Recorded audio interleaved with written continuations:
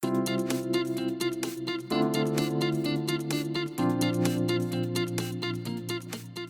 gusta saludarlo, mi estimado doctor Gerber Cuba. Muy buenos días y un saludo a través suyo a todo el país. A ver, el tema de las vacunas, sin lugar a dudas, ¿no? Cuando uno escucha al presidente Duque en Colombia, que el próximo año Colombia va a suministrar 40 millones de dosis para su población, o cuando escucha en Chile al presidente Piñera, en realidad hay una envidia sana, sin lugar a dudas, ¿no? ¿Qué es lo que hicieron ellos y qué es lo que no hemos hecho nosotros, ¿no?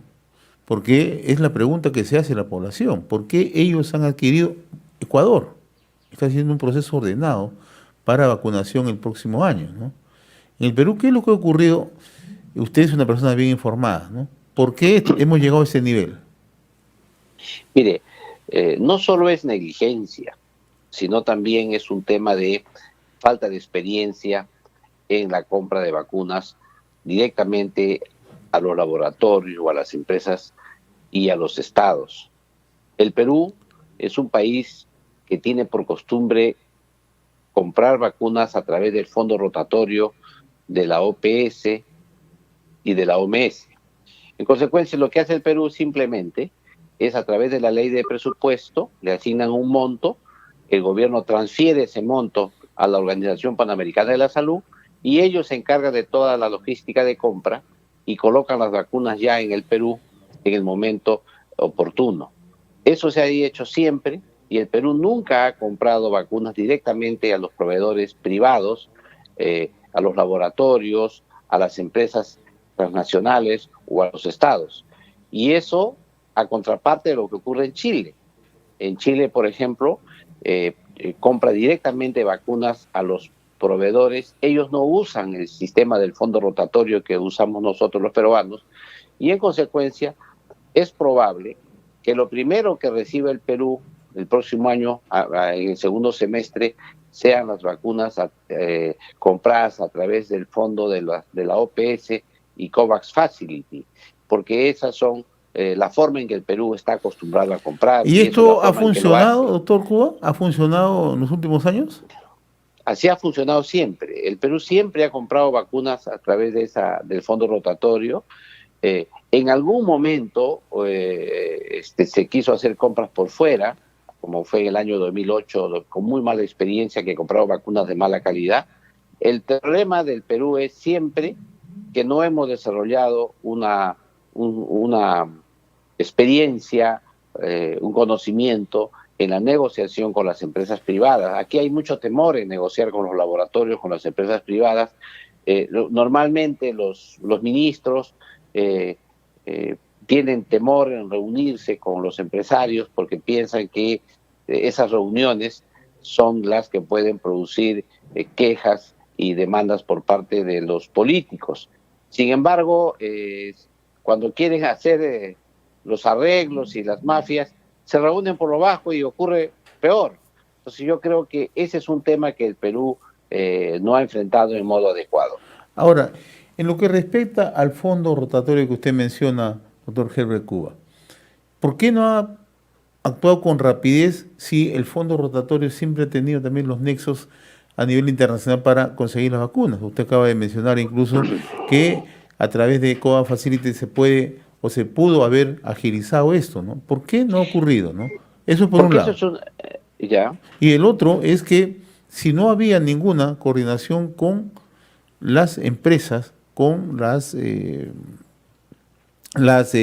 laboratorios, porque nos hemos acostumbrado desde hace 4 o 5 meses atrás que cada semana nos decían tenemos 9 millones de vacunas de tal laboratorio, tenemos 25 millones de vacunas de tal laboratorio, el próximo año vamos a vacunar a 30 millones y hace poco incluso en una presentación ante el Congreso de la República la propia presidenta, la propia ministra de Salud afirmaba que antes de las elecciones de abril del 2021 se iban a vacunar a las personas adultas. ¿Por qué hemos dado a conocer entonces estos anuncios si no se tenía ningún nivel de coordinación? Y solamente lo que hemos escuchado por propia boca del presidente Sagasti es que habían acuerdos preliminares. Ayer yo conversaba con una persona que es especialista en temas de contratación del Estado y decía, los acuerdos preliminares en realidad no garantizan nada, ¿no?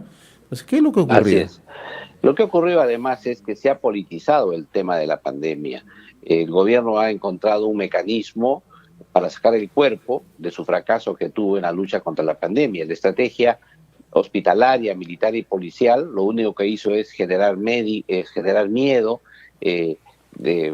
encerrar a la gente en sus casas, y los hospitales no fueron lo suficientemente grandes, ni dotados, ni fortalecidos para poder contrarrestar. Entonces, lo que hizo el gobierno en ese momento, para sacar el cuerpo de lo que mal que conducía la pandemia, fue usar el San Benito de la vacuna. Y dijo, vamos con la vacuna, y la vacuna va a ser la solución, y la voy a tener en diciembre. Estamos conversando con los laboratorios, etcétera. Esa fue una gran mentira que nos pasa factura ahora a todos los peruanos. Pero por otro lado también, aquí habían 3 vías de trabajo.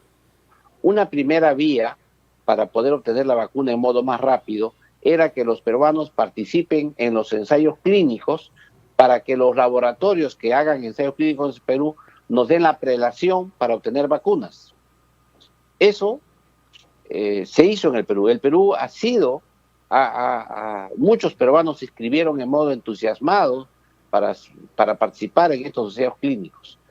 El segundo tema que se dijo es, vamos a negociar con los laboratorios y las empresas directamente para poder comprar las vacunas.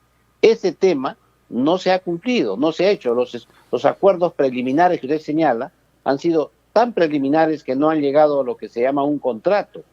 Y el tercer aspecto era la compra acostumbrada que el Perú siempre ha tenido, que es la compra a través del fondo rotatorio, al fondo la OMS, OPS y COVAX Facility. Esos temas, esas 3 estrategias se pusieron en la agenda desde el comienzo, pero lo que le tocó al gobierno, la parte que debería haber hecho el gobierno, no lo ha hecho. Los ciudadanos han participado en los ensayos clínicos y eso no le ha traído como compensación la vacuna. El gobierno no ha negociado adecuadamente, no hay contratos firmados y por lo tanto no habrá vacunas hasta fecha cierta. Todo está incierto en este tema. Ahora, otro detalle, ¿no? En una situación de emergencia que el propio gobierno solicitó al Congreso, ¿no? Que le brinde, o sea, las facilidades para poder, ¿no? Dictar normas en plena emergencia. El gobierno tenía todas las prerrogativas de actuar para el tema de la adquisición de vacunas, salvo que me equivoque, ¿no?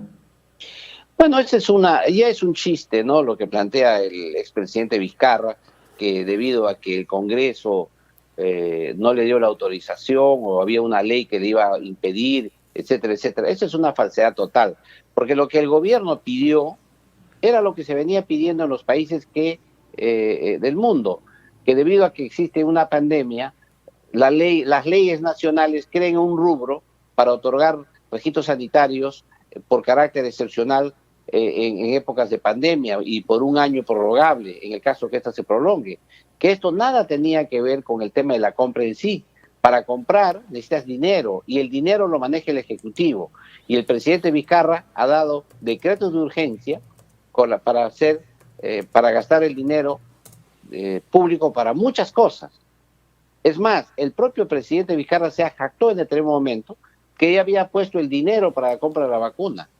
Y por otro lado también hay que recordar que el Ministerio de Salud aprobó un plan para vacunar y en el plan decía incluso los montos que se asignaban para la compra de vacunas, que eran 400 millones en el 2020 y 2.600 millones en el 2021. O sea, plata había, no era un problema que no se podía comprar. El único problema que ha existido es la impericia y la negligencia del gobierno para hacer esas negociaciones. Ahora, ¿qué tendría que pasar hacia adelante, doctor Herbert Cuba, para tener la vacuna en los plazos cortos, ¿no? ¿Qué tanto se requiere?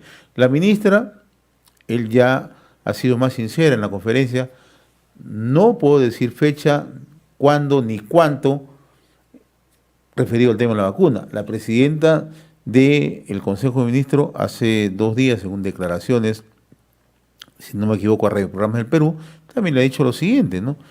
En esto hay que tener mucho cuidado, no podemos falsear las cosas y probablemente tengamos vacunas el primer semestre del 2021, ¿no? Y hay informaciones en el plano internacional que señalan que con un poco de suerte recién en el 2022 vamos a tener vacuna. ¿Qué se tiene que hacer de aquí hacia adelante para contar con la ansiada vacuna, ¿no? Miren, lo que ha ocurrido en el Perú es una cosa increíble. Actualmente quien negocia la compra de las vacunas no es el Ministerio de Salud, sino el Ministerio de Relaciones Exteriores, que es el ministerio que preside la Comisión de Vacunas. En segundo lugar, la Secretaría Técnica la tiene el Ministerio de Salud, pero quien conduce la compra de vacunas es el Ministerio de Relaciones Exteriores. La ministra de Relaciones Exteriores ha dicho enfáticamente que no tienen ningún acuerdo concreto firmado y que están conversando con laboratorios y con empresas, pero que lamentablemente no puede dar mayores precisiones porque las conversaciones son reservadas. A esto el presidente Sagasti nos dijo algo más allá todavía. El presidente Sagasti señaló que en el tema de los contratos que se quieren firmar con los laboratorios, se tiene que ver la cantidad de vacunas, se tiene que ver el precio, y por último, el seguro o la póliza que se tenga que pagar en el caso de que hubiese algún efecto adverso atribuido a la vacuna. En consecuencia, esos temas se tienen que discutir en el contrato y de eso no nos ha dicho absolutamente cuál es la posición peruana. Yo comprendo los temas y yo sé los temas, pero ¿cuál es la posición peruana? ¿Hasta cuánto? ¿En qué puede ceder? Y hay un tema que no ha señalado el presidente que es obligatorio, que es el tema de la farmacovigilancia, es decir, vigilar a cada uno de los vacunados para ver sus efectos, para que se cumpla lo que diría el acuerdo. En consecuencia, los funcionarios, cada uno tiene su versión, pero nadie aterriza, nadie va al grano, nadie dice concretamente las vacunas van a estar para tal fecha. Sin embargo, la prensa internacional, que está más avisada en el tema del mercado de vacunas, se ha dado cuenta de que el Perú por lo menos será en el 2022 en que recibamos estas vacunas. Sin embargo, el tema de la vacuna no debe sustraernos a plantear cuál va a ser la estrategia que va a hacer el Perú ahora sin vacunas, porque evidentemente, mientras Chile basa su estrategia en la vacuna, mientras lo va a hacer Colombia, hasta Ecuador, lo está haciendo Estados Unidos, Canadá, la pregunta es, ¿cuál va a ser la estrategia del Perú? Y ahí viene el tema de fondo. ¿Y cuál va a ser el impacto en esos países que cuentan con la vacuna para su recuperación social y económica, ¿no? Que está por encima de nosotros, ¿no? Exacto, ahí va a haber evidentemente un desfase, pero creo que el Perú necesita rediseñar completamente su estrategia. Va a ser bien complicado, por ejemplo, que gente de Chile, de Colombia, de Ecuador, etcétera, vengan al Perú, ingresan a nuestro país sin problemas, ya vacunados, ya protegidos, mientras los nuestros tengan que poner el riesgo de esa vacuna, de esa relación con esos países. La economía funciona. Ahora, el otro tema es que ya no tenemos la vacuna, por lo menos en el corto plazo. Vamos a tener que seguir actuando como estábamos haciendo en la lucha contra la pandemia. Mire usted lo grave, el presidente, a pesar de que al presidente le habían preguntado un periodista en la conferencia de prensa que hay huelgas, que hay plantones, que hay protestas del sector salud, el presidente simplemente no respondió la pregunta.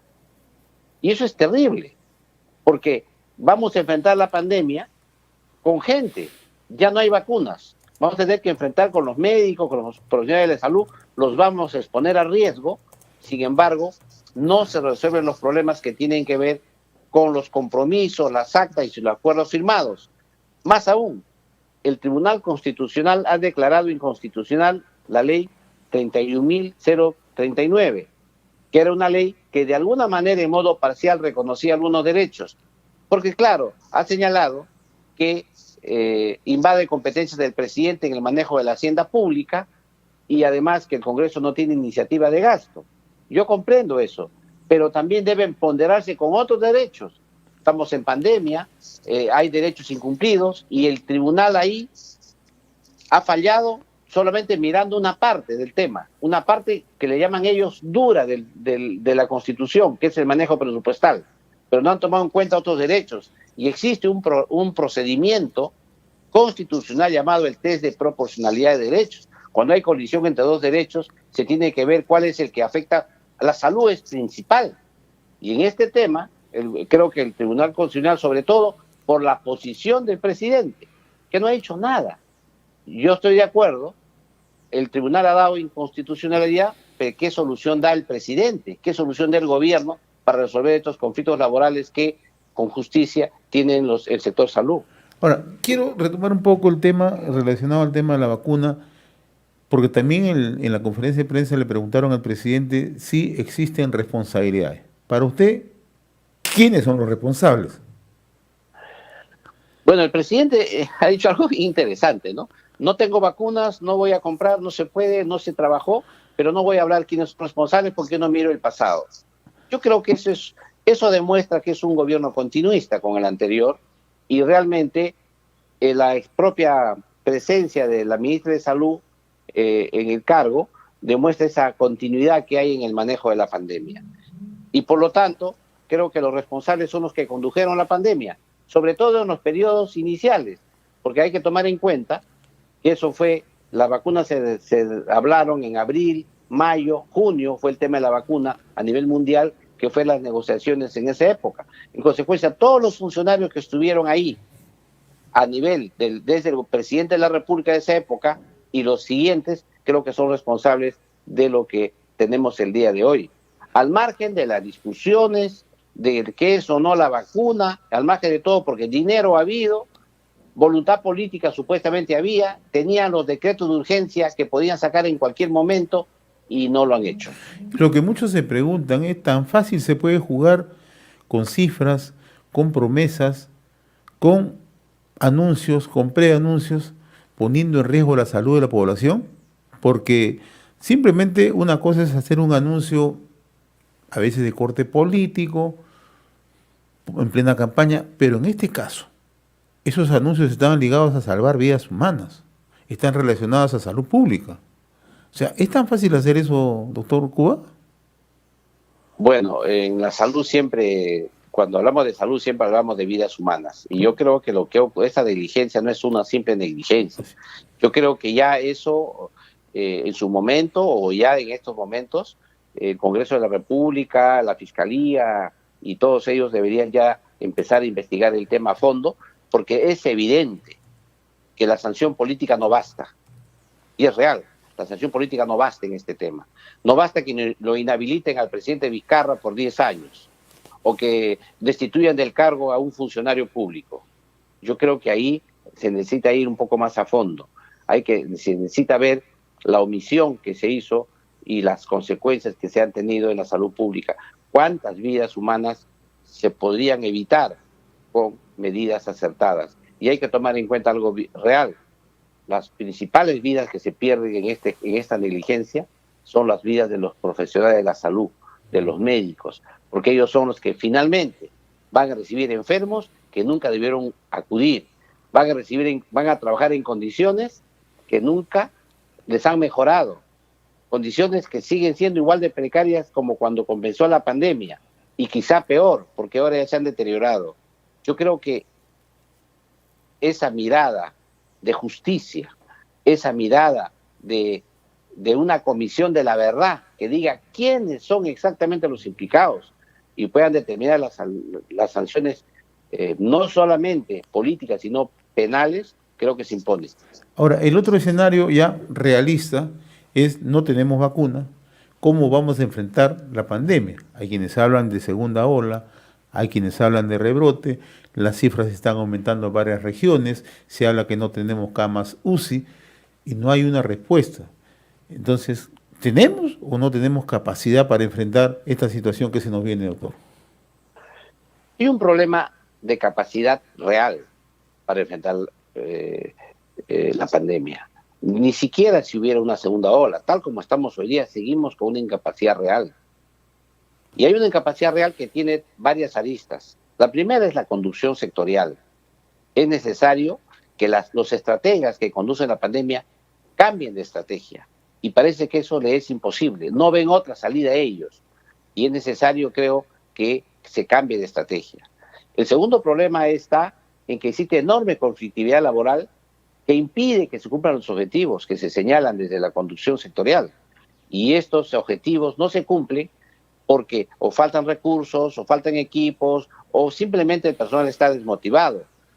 Y el tercer tema es que hay una serie de enfermedades que están reapareciendo con virulencia. Por ejemplo, el caso del dengue en la selva, que otra vez, si uno hace el seguimiento, se va a dar cuenta que otra vez está causando estragos en la selva, con el agravante es que la gente ya no sabe, es dengue, es coronavirus, etcétera. Este tema, el gobierno ha dejado de lado. Hay una incapacidad seria en la conducción sectorial que implica que la salud en nuestro país está pues en malas manos. Yo creo que se necesita de una vez por todas también en este tema reorientar y rediseñar completamente la lucha contra la pandemia y el fortalecimiento de la salud en nuestro país. Ahora, usted tocaba hace unos momentos un tema crucial, ¿no? La situación del personal ligado a la salud, ¿no?